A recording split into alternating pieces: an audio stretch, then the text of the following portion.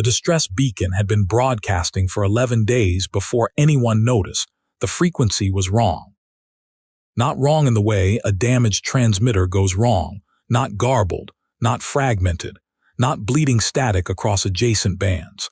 Wrong in the way that something deliberate is wrong. The signal was clean, precise, and it was broadcasting on a frequency that, according to every treaty and every navigational record held by the conclave of 11 species, had been formally retired 14 years ago. No one used that frequency anymore. No one except the dead. Archivist Secondary Noresi had been cataloging ghost signals for 9 years aboard the monitoring station Pale Enumeration Asterisk, and she had never once forwarded an alert upward. Ghost signals were her domain, the electromagnetic fossils of civilizations that no longer had anyone left to answer them. She documented them, dated them, filed them in the archive under species designations that were themselves already history, and she moved on. She almost filed this one the same way. She would spend the rest of her life certain that she had not been meant to find it. The beacon carried a header, a sender identification string, and that string belonged to a colony vessel registered to a species called Terrans **. The Conclave had 742 files on Terrans. Noresi had read all of them because, in the early years of her posting, she'd found Terrans professionally interesting. They were, by the standards of galactic civilizations, extraordinary in the most useless way possible. They were young. They were fragile. Their biology was laughably maladaptive to the void. They had no naturally evolved sensory organs capable of detecting the most common forms of radiation in open space. They breathed a gas mixture so chemically active that it corroded their own ship hulls at a measurable rate if the seals weren't maintained perfectly. They had achieved interstellar travel through what the Conclave's Xenotechnology Assessment Board officially described as a cascade of statistically improbable engineering compensations for a starting biology that had no business reaching orbit. They were, in short, not expected to last. Every species with a long memory had seen their kind before. They burned bright, expanded recklessly, hit a wall they couldn't overcome, and quietly stopped transmitting. Noresi had given them perhaps another 40 years. She almost filed the beacon under expected terminus event and went to her meal cycle. Instead, she played the audio component. Most distress beacons didn't have audio components. Audio was redundant.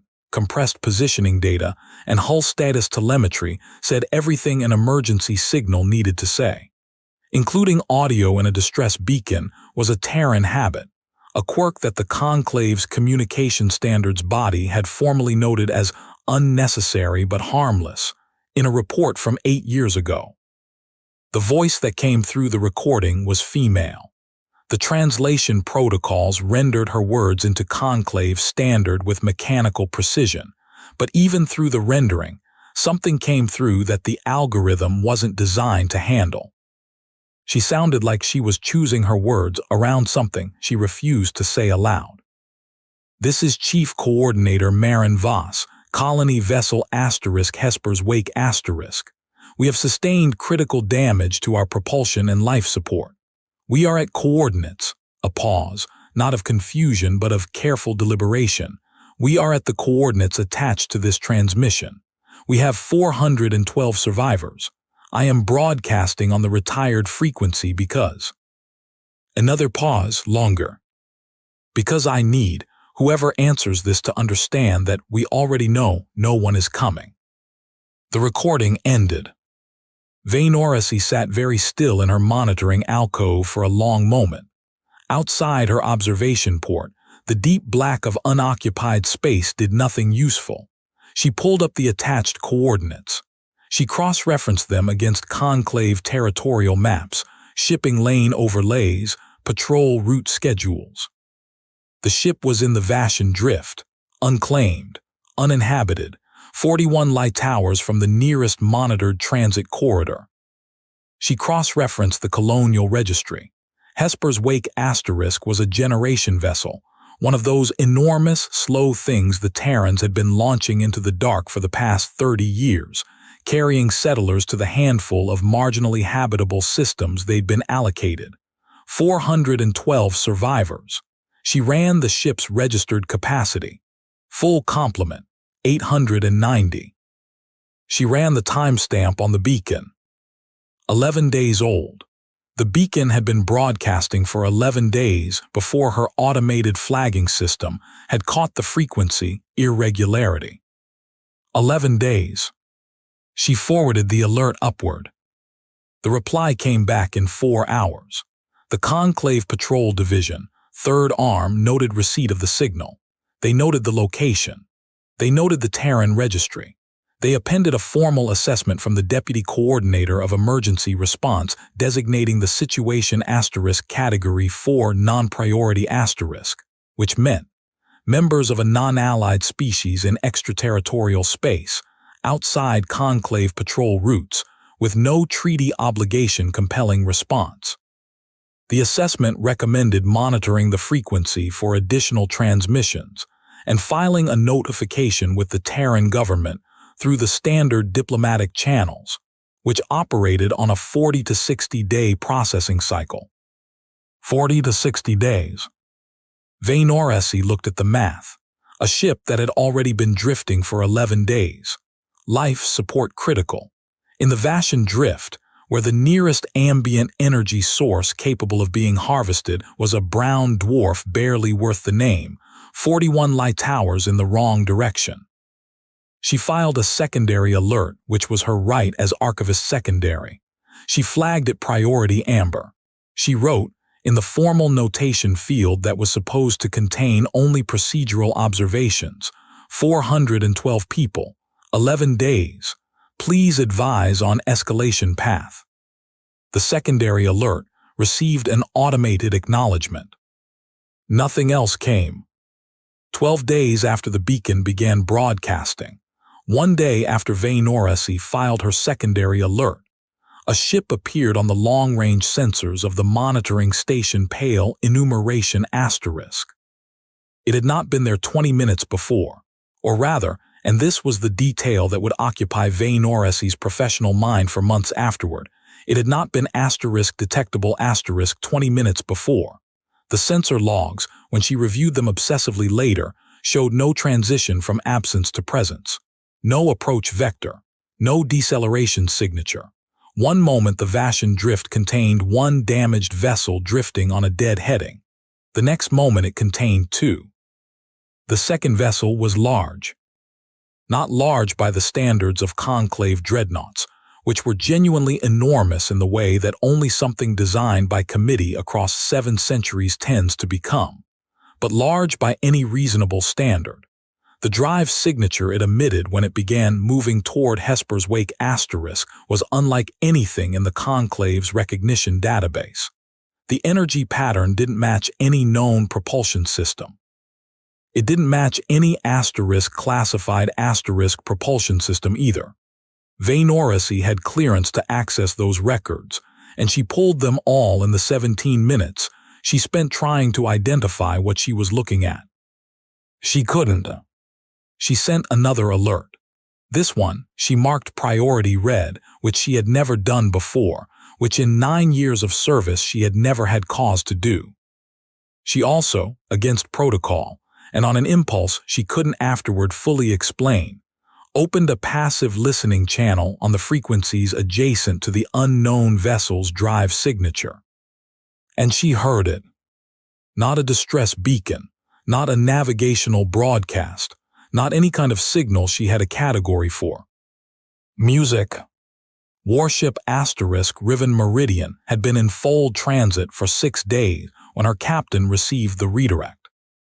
Commander Elias Cord had spent those 6 days doing what commanders did in fold transit, reviewing personnel assessments, arguing with his engineering chief about a coolant variance in the secondary reactor that the engineering chief insisted was within tolerance, and Cord insisted was not, eating meals he barely tasted, sleeping in 4-hour intervals, and trying not to think about what he was transiting toward asterisk.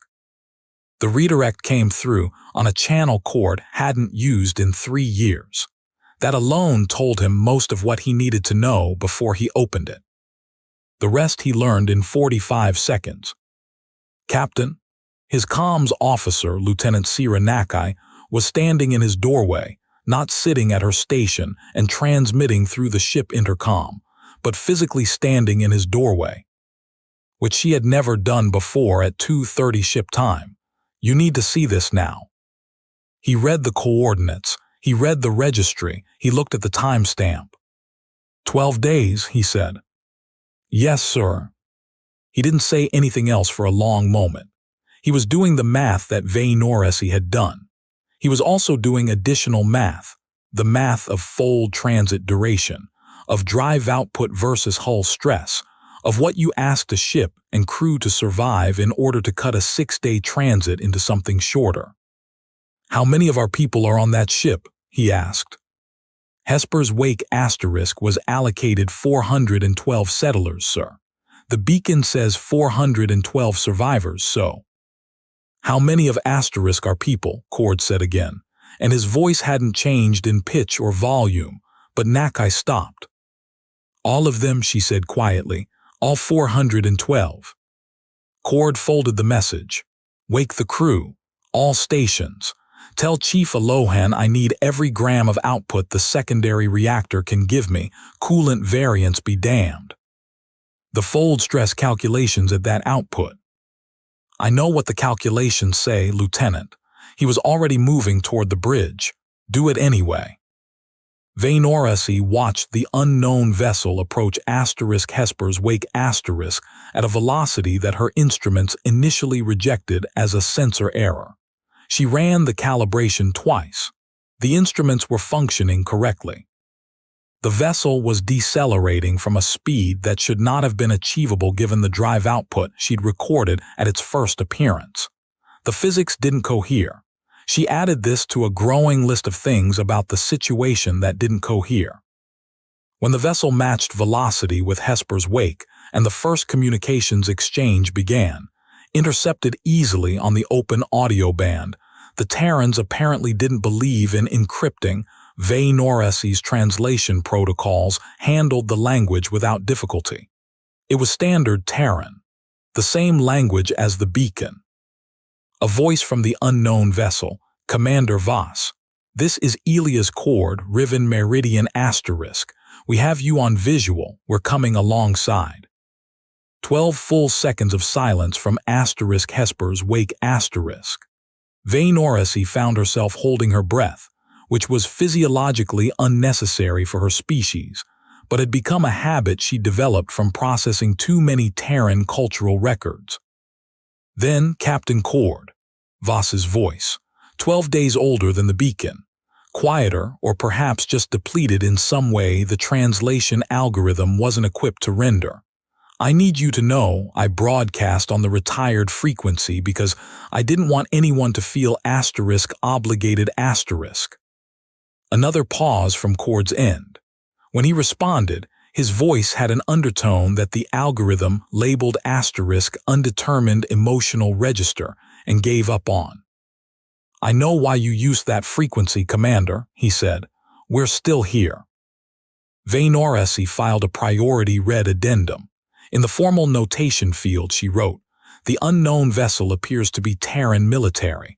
Request immediate xenomilitary analysis. Note, arrived at location 14 hours before earliest theoretical transit from nearest known Terran facility. Origin of vessel unknown. Method of transit unknown. Recommend escalation.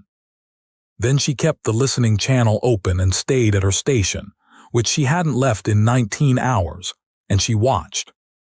What followed was not a rescue in any sense that matched the Conclave's formal definition of that term. The Conclave definition involved structured protocols, standardized equipment interfaces, certified medical personnel operating within recognized emergency response frameworks. What Cord's crew did was something else. There was a docking interface problem. Hesper's Wake was a colonial generation vessel built to a civilian standard. Riven Meridian was a military vessel, and the docking collars didn't match.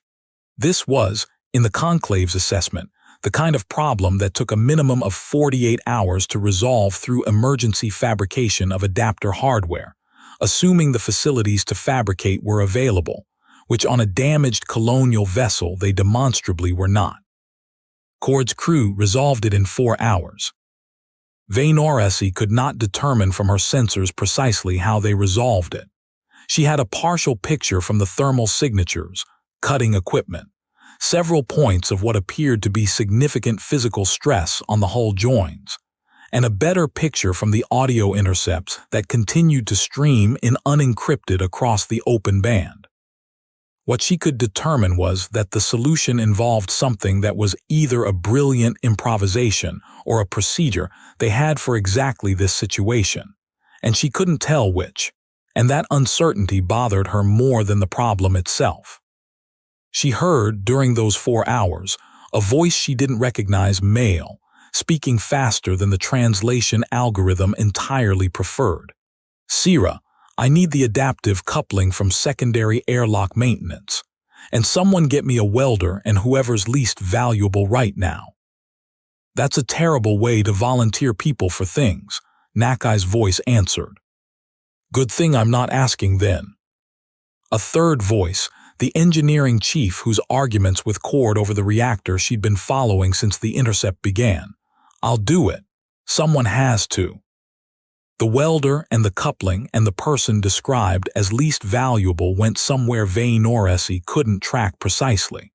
The thermal signatures suggested the exterior of the hull at the docking joint, in the vacuum of the Vashan drift, in a suit that was presumably designed for this, but that the Conclave's xenobiological assessment of Terran physiology would categorize as providing approximately 40 minutes of safe environmental exposure in those conditions before cascading biological stress began to accumulate. The work took 2 hours and 15 minutes. She added this to the list that didn't cohere. The evacuation lasted 31 hours. Vanoresi monitored all of it. She watched 412 Terrans transfer from a dying ship to a military vessel that had not been designed to hold 412 additional passengers. She tracked the life support signatures and understood that Riven Meridian was now running on margins that the Conclave's engineering standards would classify as dangerously insufficient. She heard, across the open audio band, the organizational patterns of a crew managing a situation that exceeded their ship's design parameters through a combination of careful planning and what she had no better word for than improvised human density. People sleeping in cargo bays, medical cases triaged in corridors. The engineering chief, who was apparently named Alohan, conducting what sounded like a continuous negotiation between the life support system's actual output and the number of people requiring oxygen, like a person carrying a weight that was slightly too heavy and had decided to simply keep walking and not put it down. "I need another hour before I can tell you whether the secondary recycler is going to hold," Alohan told Cord at hour 22. "I need to know now," Cord said. "Then I'll tell you what I don't know. I don't know if it's going to hold. Now you know what I know." A pause. "Can we make it hold?" "We can do everything possible to make it hold, and then find out whether that was enough." "Do everything possible," Cord said. "That's the job." The secondary recycler held. What Vanoresi filed at hour 31, when the transfer was complete and Hesper's Wake was formally logged as abandoned, was the longest priority red addendum she had ever written. She wrote about the docking solution, the hull work, the evacuation logistics, the recycler margins. She wrote about the transit calculation she still couldn't resolve. At the end, she wrote, "I do not understand how they got here. I have reviewed every piece of data I have intercepted, and I cannot determine where this vessel came from or how it arrived. This concerns me more than anything else I have reported." Then she added one more line, which she almost deleted 3 times before deciding to leave it. Note, when Commander Voss asked Captain Cord why he came, given that no treaty requires it and no conclave authority dispatched him, he said, "Because someone had to." I have reviewed this statement for idiomatic meaning in Standard Terran. I believe he meant it literally. Request guidance on what category this falls under. She did not receive guidance on what category it fell under. Nobody did. 96 hours later, the Conclave Diplomatic and Intelligence Coordination Body convened an emergency session on the subject of Riven Meridian *, and it was in that session that the first major misunderstanding occurred. The session was chaired by Senior Coordinator Gothpella, who had 30 years in the Conclave's intelligence apparatus, and who read Vanoresi's reports with the kind of attention that 30 years in intelligence produced, total and skeptical in equal measure. "The transit calculation," he said. "Someone explain it to me again." The xenotechnology analyst across the table from him, a young specialist named Oriental, had been explaining it for the better part of an hour and was clearly finding it no easier on the second attempt. The vessel appeared at the coordinates in a manner inconsistent with any known transit method. The nearest Terran military facility from which it could have been dispatched is 6 standard days transit from the Vashan Drift by the fastest known Terran drive technology on record. The redirect signal was received. He checked his data surface, 12 days and 9 hours before Riven Meridian arrived. That means the vessel departed approximately 6 days and 9 hours before the redirect was sent. Gothpella looked at him. "That's impossible." "Yes," Oriental agreed and said nothing else. "What are you saying?" "I'm saying the numbers are correct, and the conclusion they produce is impossible, and I have no resolution for that contradiction." The room considered this. Then Gothpella asked the question that had been sitting in the center of the table since the session began. What if the redirect wasn't how they found out? Silence. "What if," he continued slowly, "the Terrans knew about the distress situation before the beacon was detected by pale enumeration? What if they have monitoring capabilities we're not aware of? Capabilities that detected the beacon when it first began broadcasting, 11 days before our station flagged it?" Oriental pulled up his data surface. That would require sensor technology significantly beyond what we have on record for Terran military vessels. "And yet," Gothpella said, "the transit calculation is impossible. We are choosing between 2 impossible things. I prefer the one that expands my understanding of their capabilities rather than the one that breaks physics." It was a reasonable choice, given the available information. It was also wrong in a way that would take another 43 days to fully unravel, by which point the conclusion drawn from it would have shaped conclave military posture in ways that had their own cascading consequences. Cord hadn't received the redirect 6 days early. He'd been closer than any of them knew. He'd been in fold transit toward an entirely different situation, one the Conclave was not yet aware of that had resolved unexpectedly, leaving him and Riven Meridian * already deployed, already in the general region, already moving, when the redirect came through and he'd chosen to answer it. He'd had 37 minutes to decide, based on his actual position and the fuel state of his ship and the lives on that dying vessel, whether it was possible. He'd decided yes because he'd decided yes. But the Conclave drew a different conclusion entirely and began repositioning their monitoring stations accordingly, trying to find the sensor network they were now certain the Terrans had hidden in Conclave territory. They never found it because it didn't exist. They did, however, find something else. Buried in the data, they were now pulling from every monitoring station in the region, looking for traces of Terran intelligence operations. They found records, old ones, from before Hesper's Wake *, from before a lot of things they had thought were straightforward events. Vainoresi received the summary document from Goth Pella's office on what was now day 57 since the beacon, and she read it in her monitoring alcove on *pale enumeration*. And afterward she sat for a long time looking at the void outside her observation port. The summary detailed what the intelligence review had uncovered. Not a Terran sensor network, though the search for it had been real and extensive.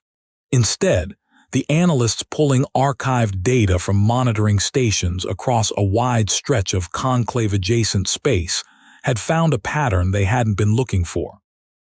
14 separate incidents over the past 12 years, each one filed under different categories by different stations, none of them flagged for cross-referencing because they appeared unrelated. 3 were logged as unexplained vessel signatures.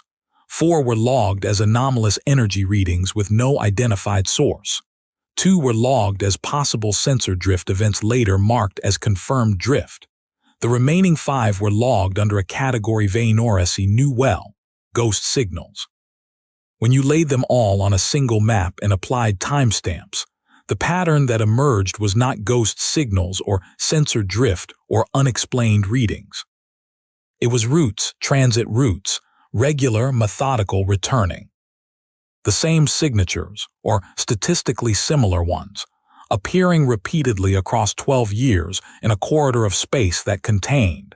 And here was the detail that made the room very cold.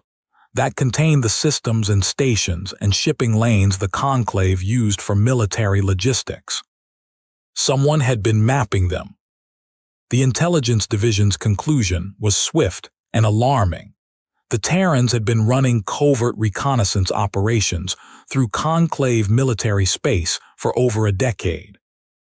The Conclave convened a second session, larger than the first, with military advisors and treaty scholars and 3 members of the 11-species Senior Council. The discussion was, by all accounts, extremely serious.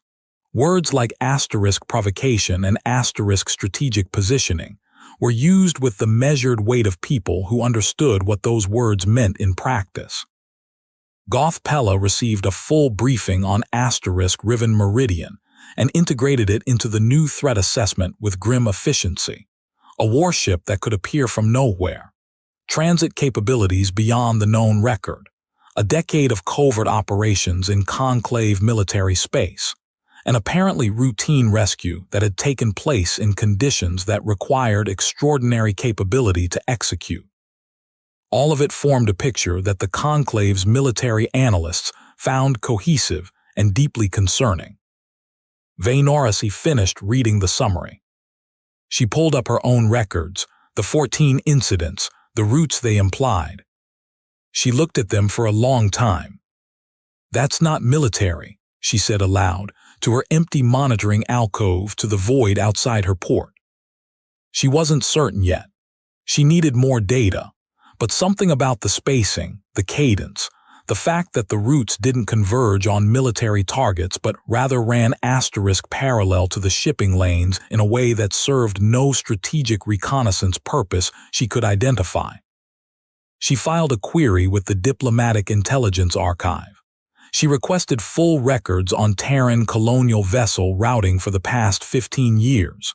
She requested shipping manifests, departure records, route registrations. The archive's automated system told her the records she was requesting were not held centrally and would require individual requests to multiple Terran civilian agencies, with processing times of 4 to 8 weeks. She sent the requests. Then she sent a separate message directly to Commander Elia's Cord, which was strictly outside her station's operational protocols, through the open communication channel that Riven Meridian had never once encrypted. She had no guarantee he would respond. She had no precedent for this kind of contact. She wrote, "Commander Cord, I am the Archivist Secondary from monitoring Station Pale Enumeration. I was the first to detect the beacon from Hesper's wake. I have a question that I believe only you can answer.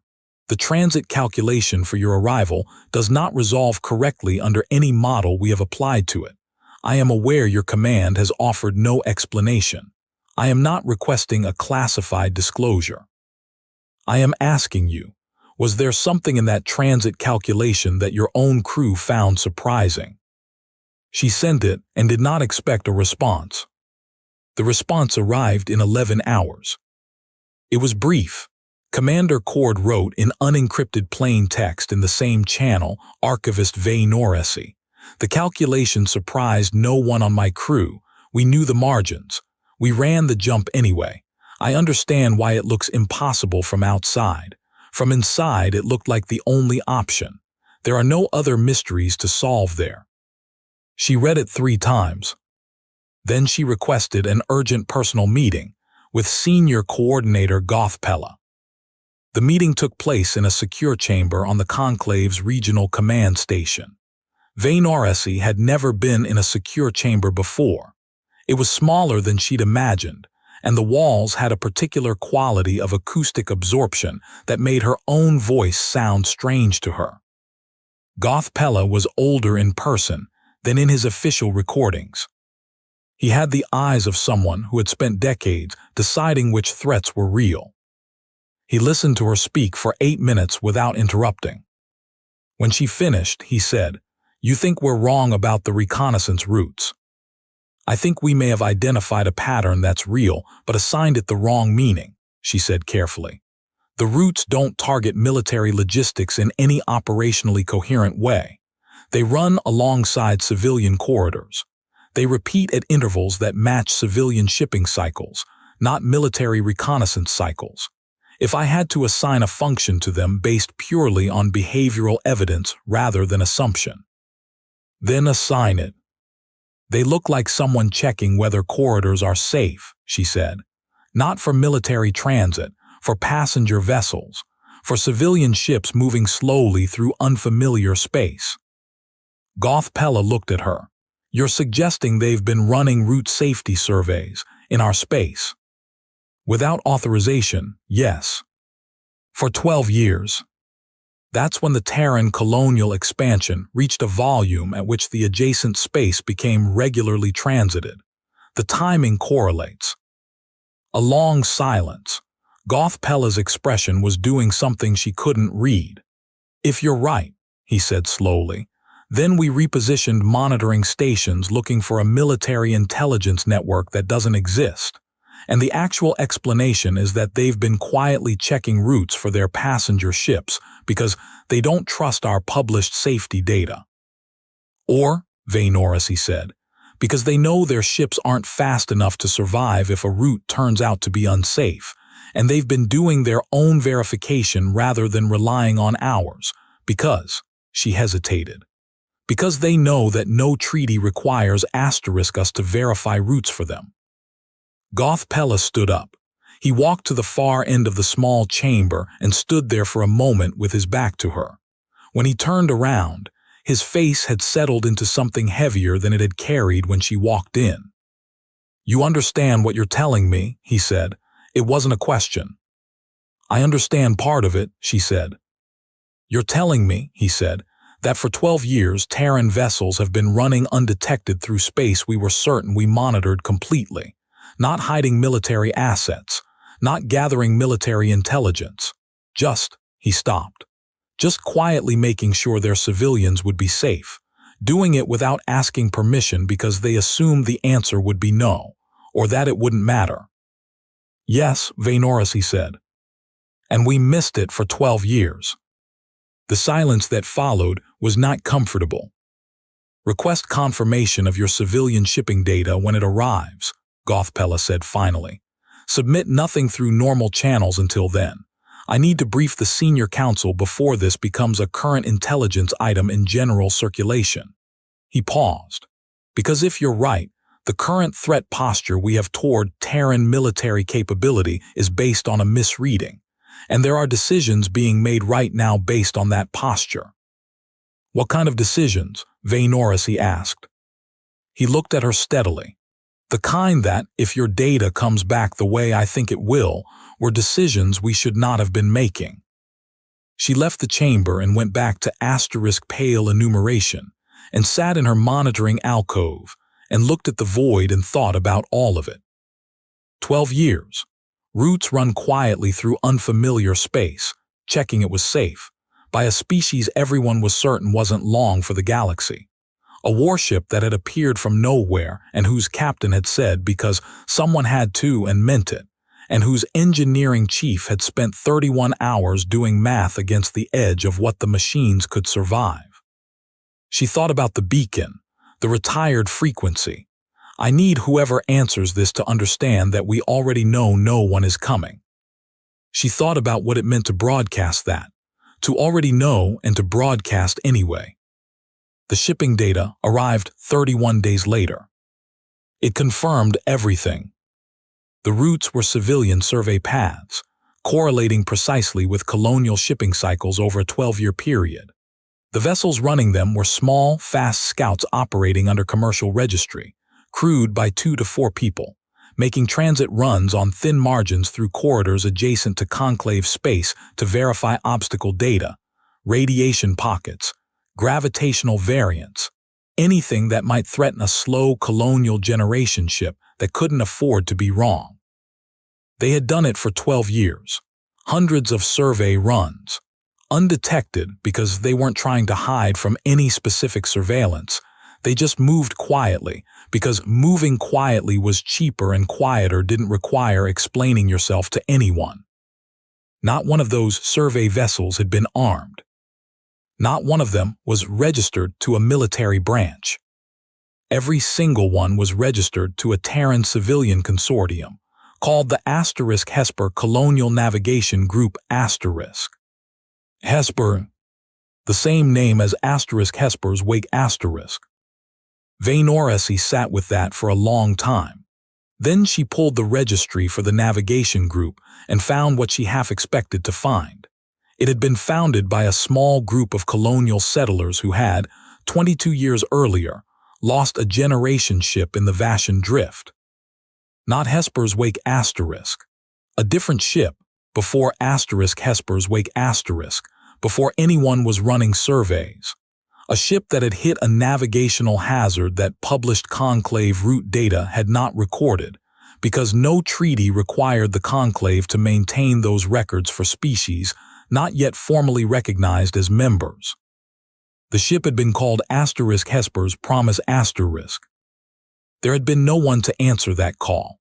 No warship that could arrive 37 minutes after a redirect because it happened to be close and chose yes instead of no. No Cord, no Alohan, no Nakai. No one who ran the calculation and decided the margins were acceptable. 819 people.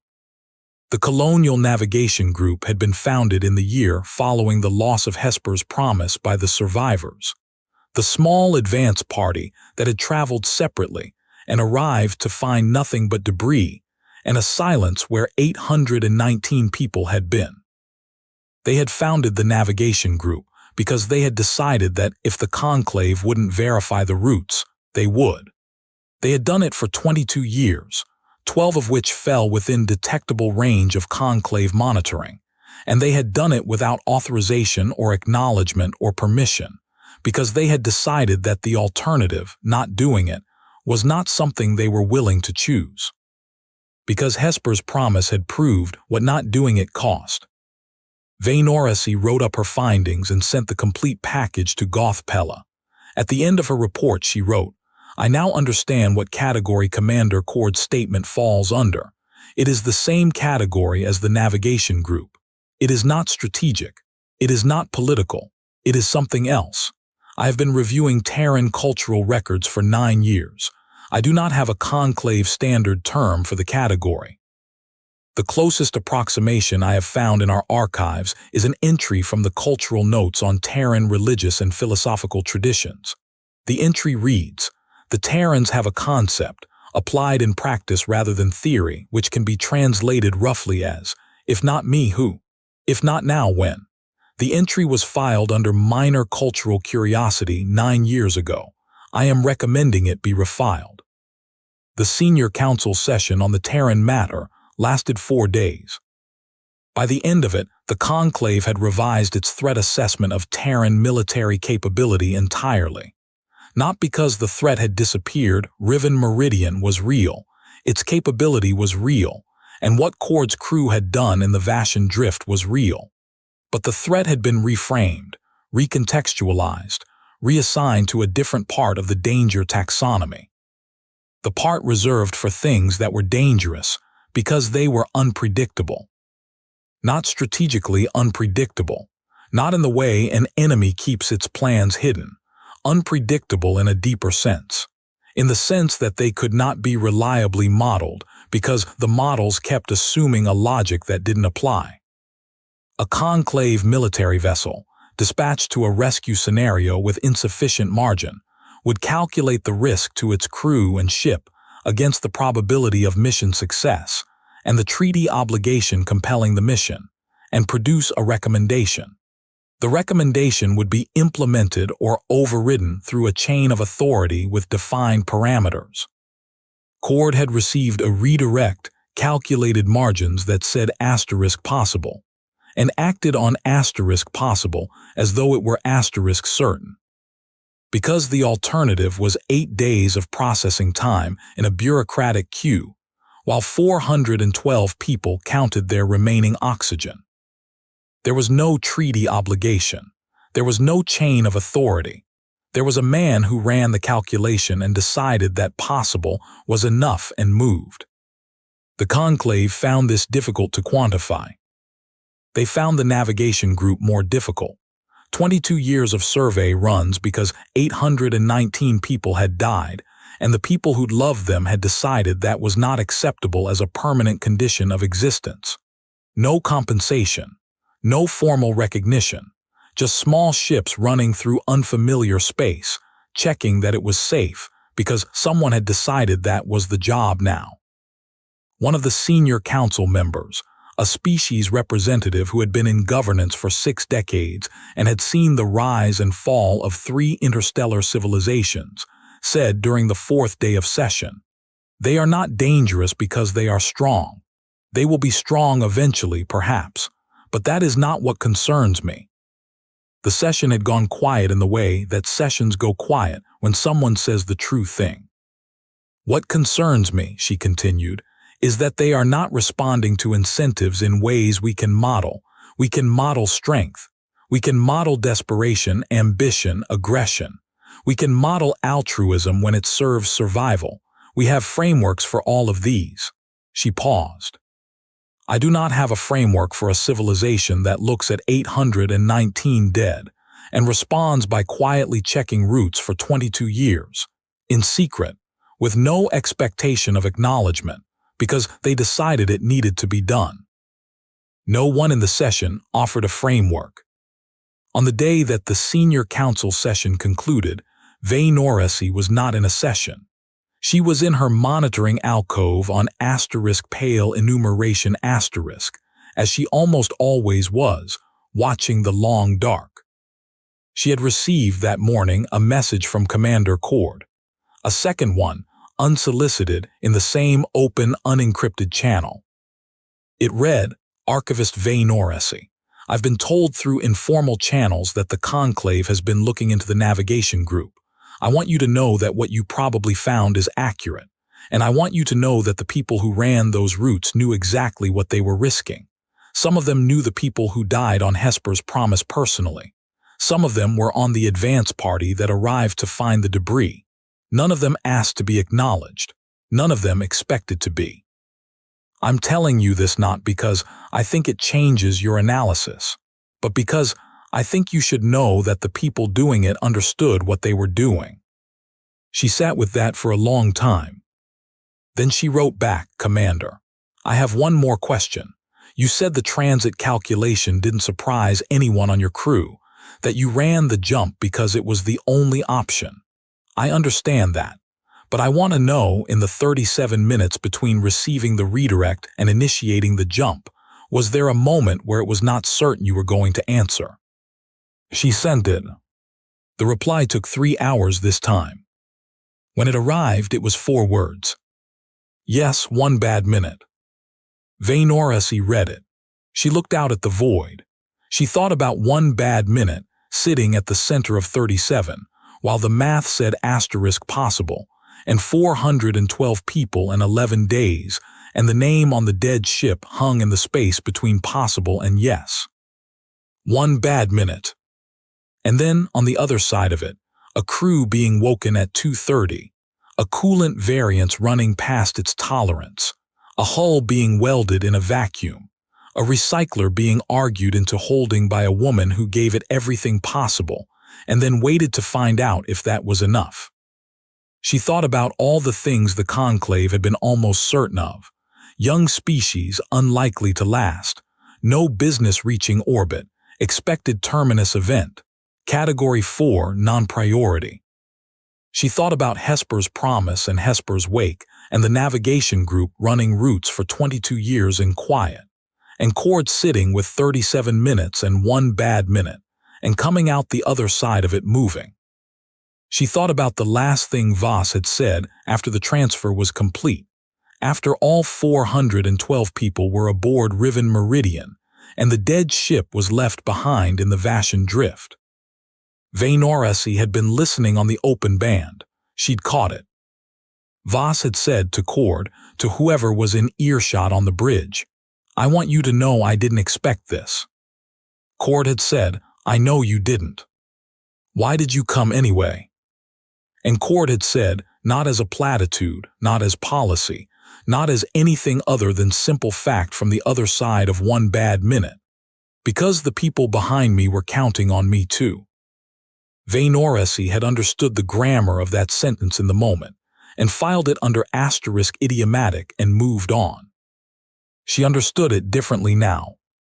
The people behind him, not command, not the conclave, not treaty obligation. The people behind him, the navigation group and the dead of Hesper's promise and the concept she'd refiled from minor cultural curiosity, the if not me, who asterisk of it, the accumulated weight of everyone who had already made the same choice before him and thereby made it a little less optional the next time. Not a galaxy of heroes. Not a species engineered for survival. Just a chain of people who had each taken their turn at 1 bad minute and come out the other side moving, because the people behind them were counting on them too, because the people ahead of them had needed someone and no one had come, because someone had decided that was not acceptable as a permanent condition. You could not model that. You could not adjust a threat assessment for it. You could only watch it move through the dark towards something that needed answering and understand, too late to be comfortable about it, that it would never stop. That was not the strongest thing in the galaxy. It was something that had no good name in conclave standard. Something that looked like stubbornness from one angle and grief from another and love from a third, and from the angle of the long dark, from the angle of 11 days and 819 dead, and 22 years of quiet survey runs, and 37 minutes with 1 bad minute in the middle.